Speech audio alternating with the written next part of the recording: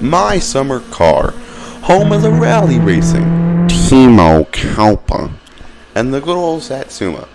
Now, when I approached Algie with the idea to make a video on this game and upload it here, I was under the impression it would be a simple 1 hour recording session.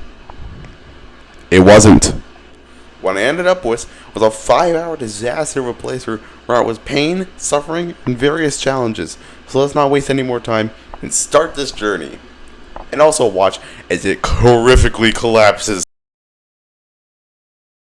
After giving myself the astute name of Dingleton Kowalski, I begin Monday, the day everybody begins their journey.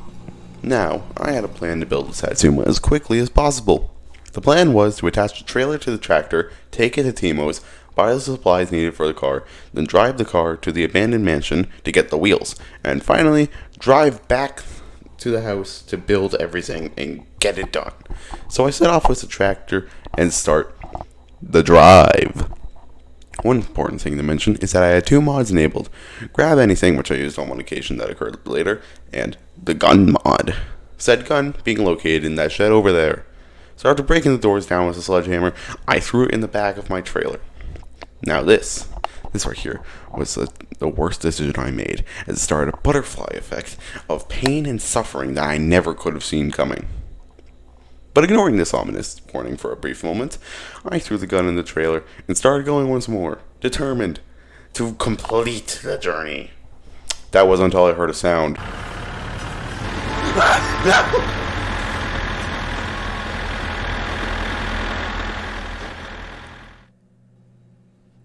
The train.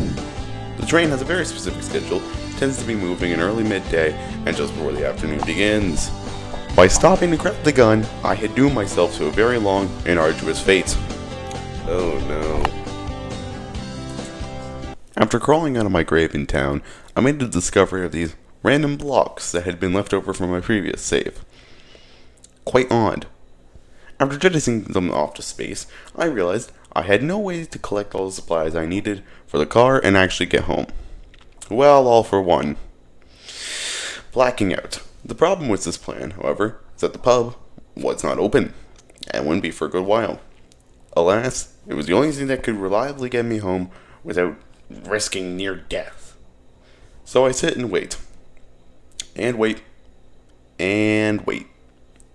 Eventually it opens, and I kick back 6 vodka shots in a row, which knocks me out within seconds. Thankfully, I wake up at the shed where you find the tractor, which is directly next to the house. So I made sure the needs were met before setting off on the motorcycle. This is where I made yet another catastrophic mistake. You see, I am not an alcoholic, as I imagine you can clearly tell. So I forgot that the hangover brings more than just the shakes. It brings hunger. But of course, I did not notice this. So on my way to the tractor, when I noticed the red hunger bar, I knew I was on a timer. So to recover the situation as fast as I can, I speed over the bumps, nearly dying several times, and I arrive at the scene of the incident to see the tractor heavily screwed up. So after fixing it, and by fixing it, I mean grabbing it, I find the sledgehammer and drive home on the motorcycle before dying. Unfortunately for me, the second I start moving, I die and seemingly lose my helmet in the process. So, once more, I find myself trapped in town with no way back outside of violent alcoholism. Quiver! Even worse, that the pub is closed and wouldn't be open for a far longer time than last time, forcing me to use the beer cases, which take forever to knock you out. After grabbing the battery and drinking far too much beer, I ended up at the house once more, battery in tow. Once I got home, however, I made the unfortunate realization that I left the engine oil and coolant back at Timo's. So I set sail in the boat and brought them home. So things are entirely going well, to say the least. I've died twice, lost the helmet, got the tractor and motorcycle stuck in some wheat field. Now, if I wanted to get the wheels and other supplies I left at Timo's, I need to walk there. I tried to distract myself with building the engine for a brief moment before setting off on the walk to the vehicle. Now, by this point, The constant adversity and pain was starting to get to me as I had fallen silent aside from the clicks of my mouse and pedal shifters. After making a quick coffee stop at Grandma's and filling up on water, at last I had made it back to the tractor and made the long drive into town, making a quick pit stop at the pub to recover my needs. I set off to the abandoned mansion. See, I needed the wheels, found in the attic of the mansion, but this being my summer car, they put a wasp nest in the attic, where one wrong step would kill you, forcing me to walk to the abandoned mansion with no vehicle. So after all this, you'd think I would die again. But no, I safely retrieved them, threw them out the window, and finally got home. After finally making it home with everything I needed, I started building. Now I'll take this opportunity to explain how the Satsuma's engine works. If we take a peek into a conveniently translucent engine from the 1970s, you will see 4 pistons moving up and down. As we push down on the gas pedal, the camshaft and by association the crankshaft begin to spin, causing the valves in the rocker shaft to begin to move up. Just before the piston starts moving, the carburetor injects a mixture of air and gasoline into this chamber.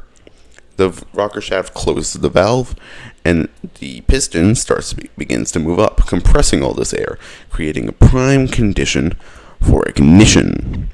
Once compression is complete, the spark plugs ignite the mixture, setting the piston down at great speeds, turning the chemical energy into kinetic energy. And finally, the rocker shaft opens the exhaust valve, forcing all the remaining air out and prepping the engine for internal combustion once more. Now that we're all on the same page, we can build the engine. The footage you see here is very sped up because in the 5-hour-long raw footage, building the engine took 30 to 40-ish minutes. Which, saying it now, doesn't feel like much in the grand scheme of things, but believe me, it felt like an eternity. Here we are, the final stretch of this awful, awful journey. The only thing that stood between me and being free was the interior and suspension. Now, what is suspension, you may ask? Well, you see, cars are quite heavy.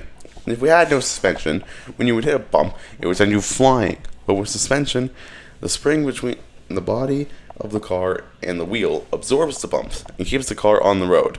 This kind of thing is very useful for somebody like me, where half the roads out of my town are either rough gravel or dirt. So with that info dump aside, let's get building. And there we go, the car is finally built. We are just missing one last thing. Gasoline. So I make one final sail on the boat to retrieve the gasoline. While at Timo's, I bought the 2-stroke engine fuel and grabbed some flyers he wanted me to get for him. I fill up the motor and sail home, where I fill up the tank with gas and turn the ignition key for the moment of truth. Yep, nothing happened. I was rather confused at the sight, and I thought I messed up something in the wiring. In reality, I had forgotten to bolt in the battery.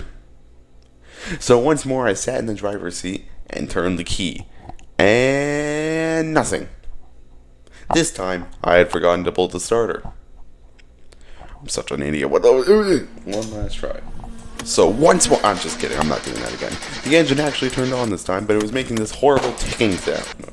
This was from the rocker shaft not being tuned properly. So I fixed it and started her up once more. This time the ticking was gone. But you hear that bang? That is from the carburetor, which is obviously untuned. The problem with this is the carburetor is very difficult to tune without something called an AFR gauge. The AFR gauge tells you how much the ratio of air and fuel in your engine. And as you can hear from that bang, we got too much gasoline in there. So this is where we leave it off for now. In the next episode, I have a quest. The quest to acquire the AFR gauge.